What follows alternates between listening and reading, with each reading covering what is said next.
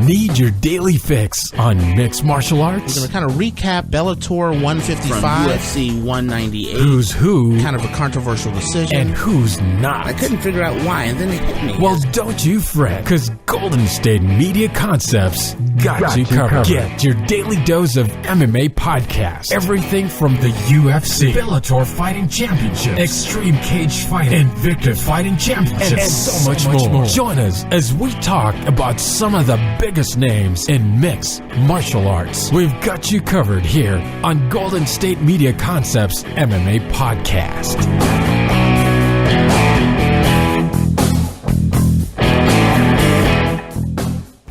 All right, then. Welcome to the Golden State Media Concept Mixed Martial Arts Podcast. Once again, I am your host, Tate. And I know we haven't been on the air in a little while. We've been moving to a new studio. But with the new year, I thought it's time to come back and talk about all the things that's been going on. And I always bring a good friend of mine back with me every once in a while. His name is William. How you doing there, William? I'm doing well. It's good to have you back here, my friend. Good to be back. All right, so today we are going to kind of talk about that amazing card for UFC 207. Could you call it amazing, or would you call it... I thought it was amazing. A great way to end the year. I think, there definitely was a star. Once again, I've been saying this every single time that Cody fights, a star is born. But he has been, certified as a star now. Yeah, he used that platform that Ronda made for him and just catapulted himself to a new level. Absolutely. So we're going to recap and talk about a couple of the fights.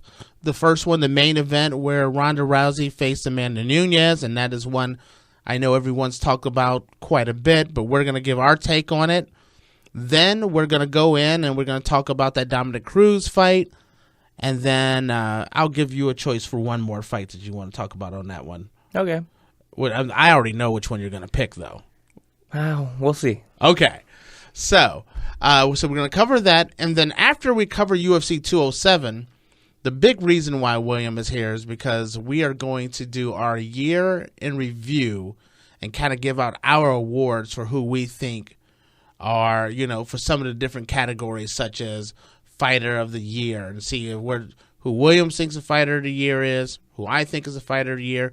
And we're not gonna just give one person. We'll pick a few people for some of these categories. Some of them we'll agree on, some of them we won't agree on. So when we come back, we'll recap 207, and then we are going to dive right into our year in review. Stay tuned. We'll be right back.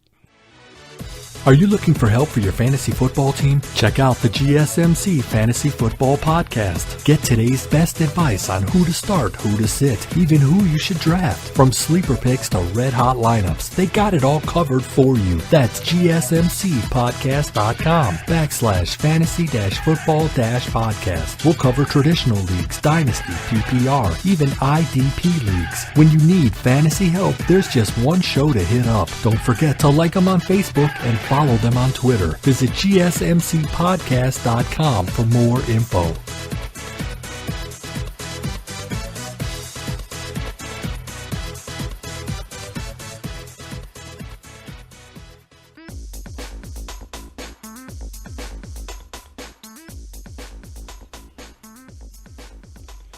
All right, we're back.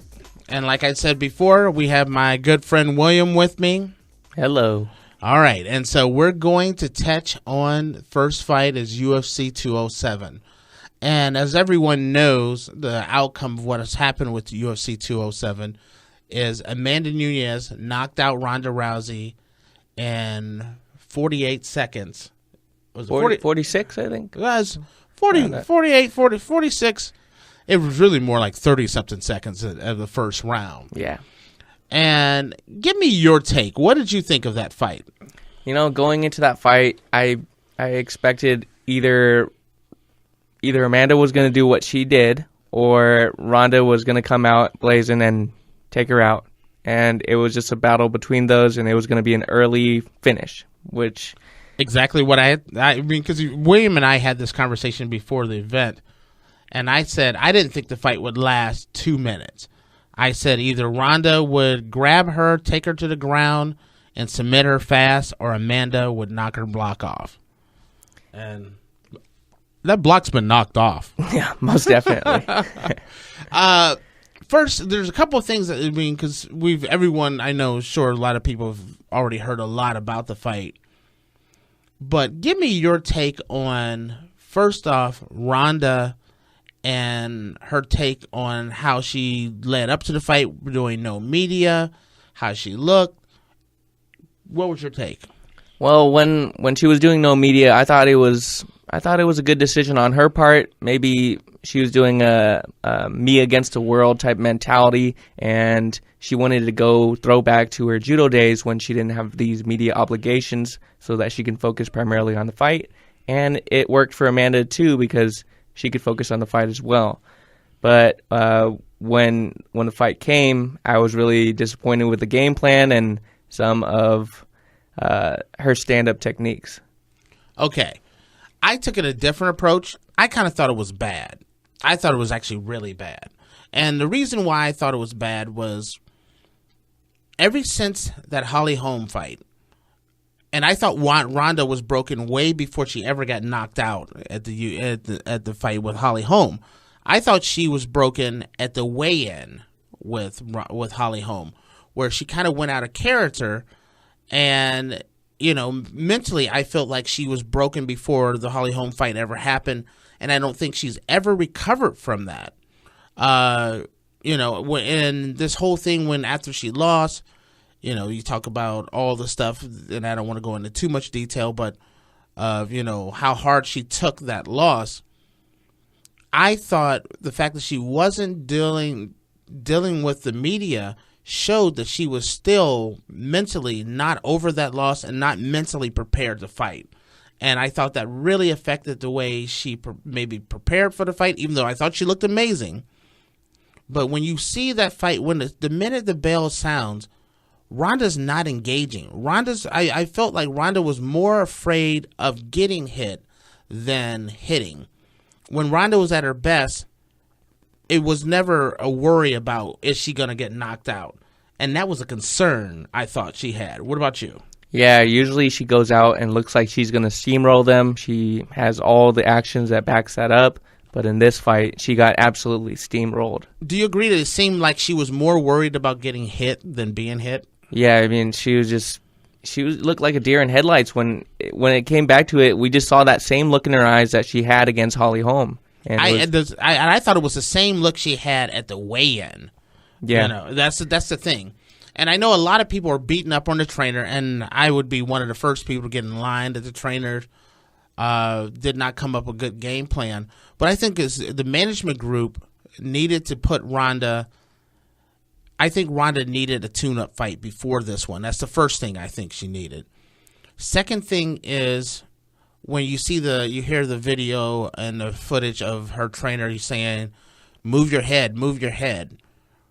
He is giving good advice, but I personally think Ronda was just a stationary target that Amanda could just tee off on.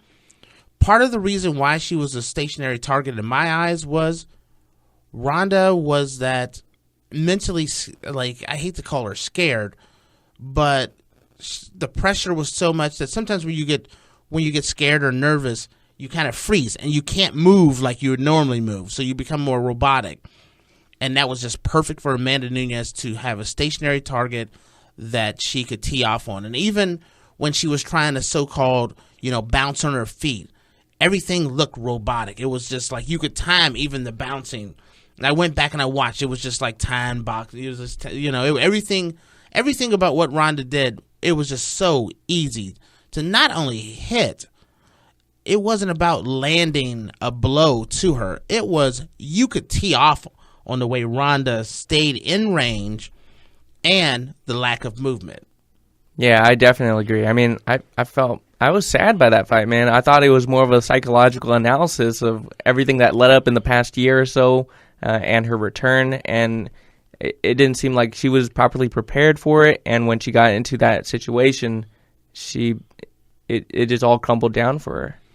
In my opinion, I think I've said this to you, boxing is a breakups of 20%. And that is 20% is actual God-given skill. Another 20% is, cardio. Another 20% is the game plan that your trainer actually gives you. That's how you're going to attack this person. And then you got 20%, which is always going to be your weight cut. Did you have a good weight cut? Did you have a bad weight cut? Ronda had a phenomenal weight cut. But the biggest 20% of all is that final 20%. And that is mentally, are you able to fight? And Ronda was not mentally able to fight. She was not the Ronda of old. We didn't see that same tenacity, that same fire that she had against those opponents that she had before, the Kat Zingano's, Alexis Davis's, all of those. She was shell-shocked. Now, do you think that she didn't have the fire, or I think it was more, in my take, I think she was more caught up on not wanting to get hit. I think she was afraid of getting knocked out again. Well, if you have enough fire, you're able to overlook that. If you have it and you approach it in the mental aspect that yes. I'm going to get hit, I'm going to face some adversity in this fight, then you would prepare to do so, and you would face it, and you would implement your game plan. Because the best defense for Ronda is her offense. I would agree. Now, after the fight, when Herb Dean stops that fight, and you see Ronda, she's standing there and she looks down. She looked like a broken individual. Do you recall that? Yeah. It's like, have you ever seen a fighter look that way in the ring before? No, only when Ronda lost to Holly Holm, honestly. Yeah, it was like like you saw like a little kid had their favorite toy or something taken from him. They, mentally, she was just, done. Yeah. So my question is, what happens to Ronda now? She hasn't done any interviews, and the further she waits away from the interview, I think it hurts her. So what do you think's next for Ronda? Take as much time as she needs to personally. As far as a fighter, I loved her as a fighter. I love her as a fighter. I love her, and I just want her to be careful and just take her time and get her mental focus back, because at the end of the day, she's a person. She's a human, and she went through a lot of things in her life, and I want her to be okay with the next step in her life. Yeah, I've listened to some of the other podcasts, and some people have talked about the lady that just beat Miesha Tate. What's her name? Do you know what I'm talking about? Raquel Pennington. Yeah, Raquel. So a lot of people have talked about, Ronda should take some time off and then come back and fight Raquel Pennington, or she should fight Tanya Nevinger. And I'm telling you right now, she should not fight either one of those guys. They'd eat her up. First off, Tanya is a fighter who I think deserves to be in the UFC. I think she should not only should be in the UFC, but I think she should get a title shot. Everyone talks about Cyborg, but the fighter who's not in the UFC who has been a world beater has been Tanya, and I think Tanya deserves a title shot. I think that's way too much for Ronda to take, not because of a skill situation, but because of a mental situation. Ronda needs a fight just to get her mentally back. If you took Ronda and you gave her 2 fights that were kind of tune-up level fights where they slowly bring her back, I think Ronda could maybe mentally get back into this. And I think, at first when I watched this, and I thought about it, I didn't think Ronda should ever step in the ring. But I've come to the conclusion that I think Ronda has to step back in the ring. And the reason why I say this is because she handled both losses so bad that it's really hurt her brand to the point where in order for her to become that media darling where people will want to see her in movies, she needs to come back and have a win and then retire. Or she needs to come back and show something. 2, if she's mentioned before about wanting to be a WWE star, you can't make her a WWE star after seeing her get annihilated on one of the biggest cards in history. So, you in order to rebuild any option of a WWE future for her, you have to pull off a couple of wins here and there, 1 or 2 easy wins, and then just call it a night. What do you think? Listen, I'm pretty sure Ronda has enough money to last her a lifetime. But with that said, I don't know about that. I wouldn't say how much you think she has. It was just wild guess. 10 million? 8 figures. 8 figures at least. I mean, So- she has pay-per-view points, and she's had substantial paychecks. And that's one of the things I'll tell you is, okay, let's just say, in her life, let's give her the benefit of the doubt. Let's say she's made $20 million. Half of that right off the top. You take half of that, you give the taxes, okay? Then you take another, let's say a third of that, and you say goes to trainers, camps, and everything else. That leaves her with $7 million that she has to live off of for the rest of her life, not to mention everything else. Is $7 million, and Ronda's 28, 29. I was thinking she was 28.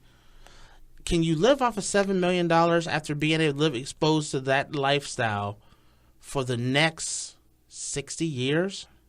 Ronda's lived a somewhat sedentary lifestyle outside of the media. She wants out of it. It's clear in what she's been doing. She doesn't want a part of that anymore. So if she can downsize her lifestyle, which would be better for her mentally, which is more important than anything, because we all know the extent to which she takes these losses and some of her history in that aspect.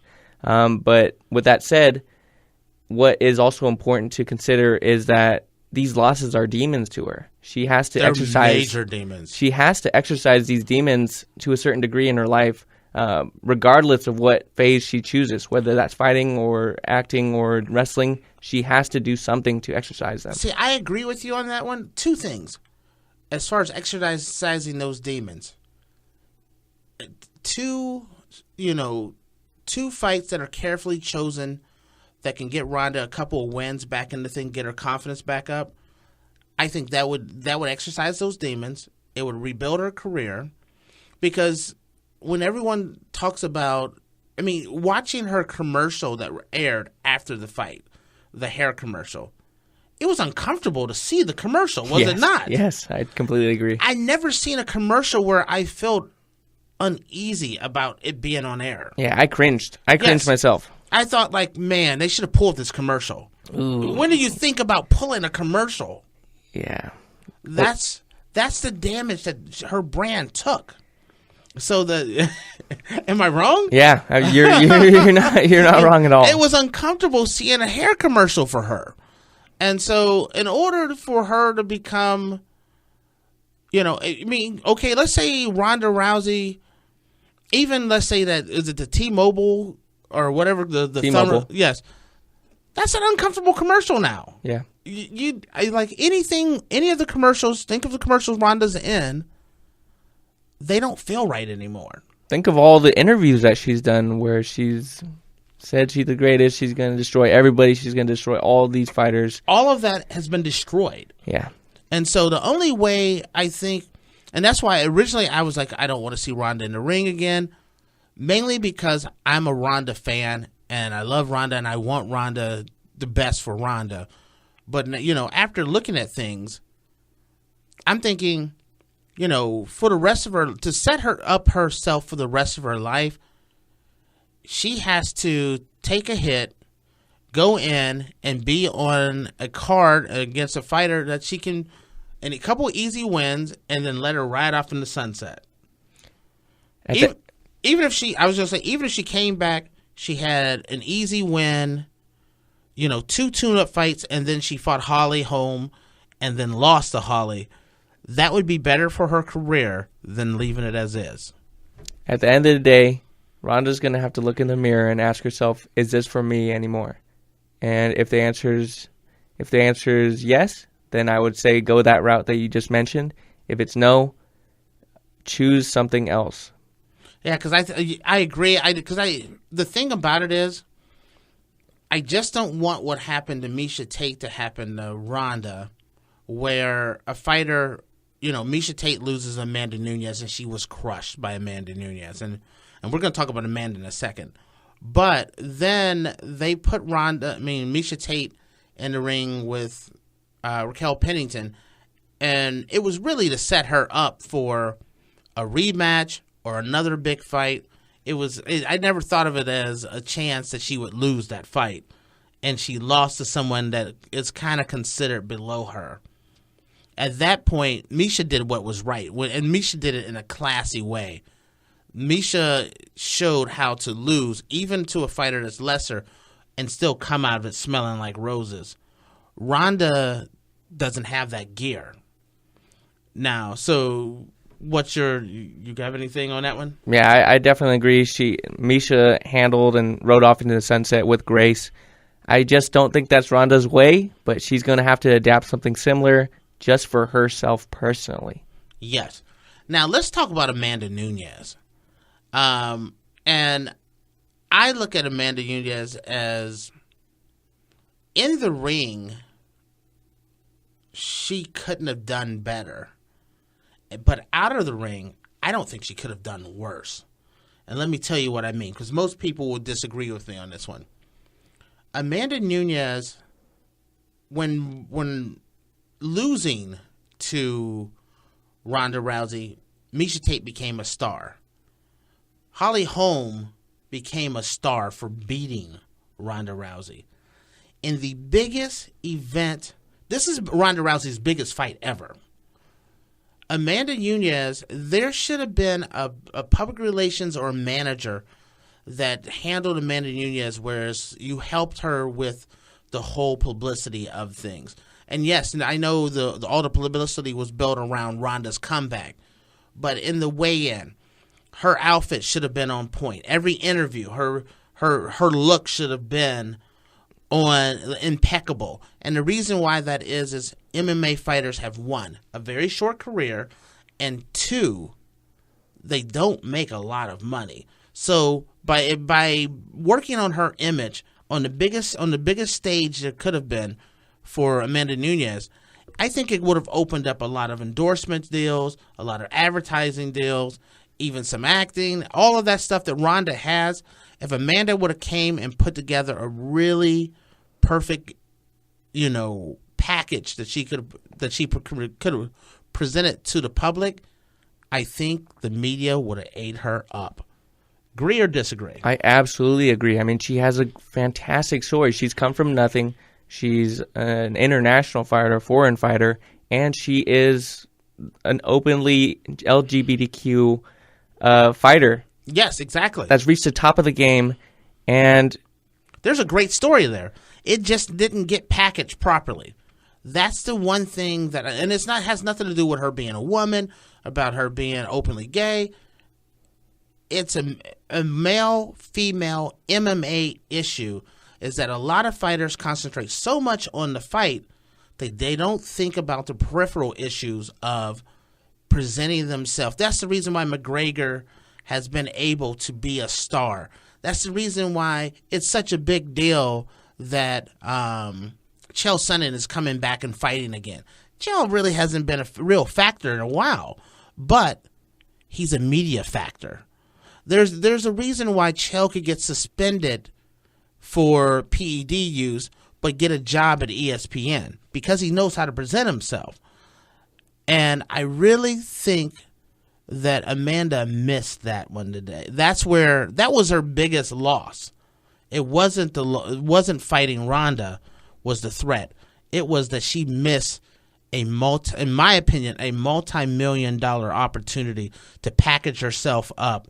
And she doesn't have to make herself something that she's not. She can be openly gay, and I applaud that. She could have made that a platform for her, but she should have packaged herself up so that people loved her instead of kind of she seemed a little weird with the lion head and all that. It wasn't, I just didn't think it was the best, the best approach. But as far as her fighting goes, impeccable. She is a force. Give me your take on what I just said about her not packaging herself up properly. But then next we're going to say, my next question after that is is there anyone that really can stand in the ring with Amanda Nunes in the first 2 rounds? So going back to her PR and her publicity-wise, I thought after the fact she handled it horribly as well. She was basically trashing Absolutely. Ronda, telling everyone to forget about Ronda and continuing to destroy Ronda, even though Ronda was a great champion, and just basically kind of diminishing her own accomplishment in beating Ronda. Yeah, keep it classy. Always keep it classy. Yeah, so that's going to take time for her to develop, but she'll. I hope that she has some more opportunities like this, but this was a major mistake because she could have completely capitalized on Ronda's platform, which she brought in so many eyeballs, but she just failed to do that. So going forward, that's something that she's going to have to work on. And as far as fighters that can... And before, I don't want to lose this topic, so I want to keep you on that same topic, and then we'll go back to the other one. The other thing I didn't like is, did you see all the post on Instagram showing Ronda in a baby crib and all that stuff? That's kind of what you were touching on. I just thought she lost.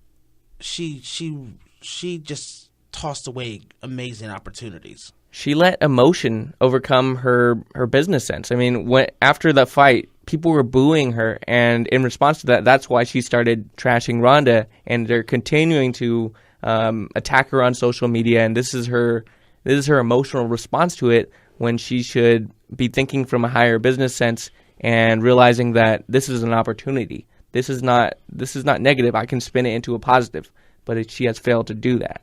It's $1 million loss in my book. Multi-million dollar yes, loss. Absolutely. Now go with now my next question was, who can stand in the ring for 2 rounds with Amanda Nunes? I think an interesting fight to look forward to is there's a couple interesting fights, actually. I would love to see a Valentina rematch. I'd love to see a Kat Zingano rematch. There it is. That's the one I'm looking forward to right there. And at UFC 208, there's going to be Jermaine Durandamy versus Holly Holm. I'd love to see who matches up there. I believe she's already fought Jermaine Durandamy. That wasn't that close, but I'd love to see a Holly Holm Amanda Nunes fight. Now, see, there's a question. I'm not quite sure what the heck they're going to do about this whole new division. They're too close together. There needs to be a bigger gap between those guys, because everything I keep hearing is like, okay, the winner of Jermaine Durandamy and Holly Holm, is they going to fight Amanda Nunes? Are they going to fight, Ronda Rousey?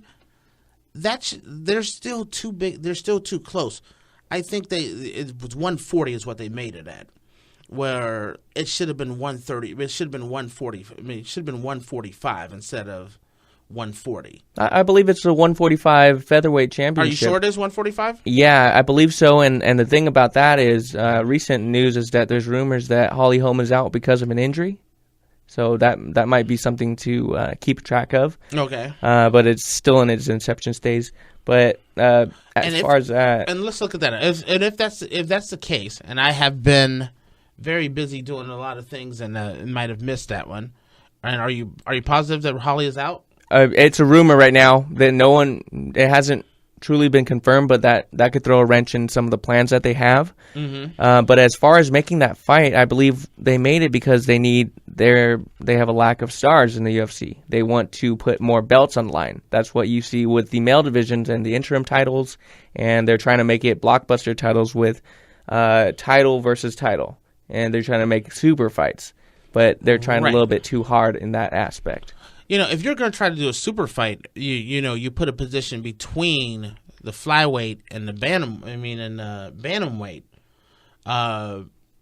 Especially if Holly's out and Cyborg is out, that's the championship that lands on a big dud. Who's Jermaine Durandamy fights who? You got to bring in some Invicta stars like Megan Anderson. I was just going to say, you bring in Megan Anderson. And you know what? Honestly, if the UFC was smart, I would get behind that, because Megan Anderson is one of my favorite fighters. I would just go in. I would take Megan Anderson, and I'd do kind of what they did with Ronda. Not necessarily give her the title, but I would really put a big promotion behind Megan, and then put Durandamy versus Megan for the title. and keep the fingers crossed that Megan wins. And so there's this new fresh blood that's a brand new champion, and maybe that'll, kind of boost that title up. Because if Holly and Cyborg is not in there, what do you have? Yeah, you need to really start investing in these fighters and investing in their stories and giving them that platform and elevating them so that the general public is interested and you can get one of those more mainstream stars like the Rondas and the Connors of each side. Yes, I agree with you.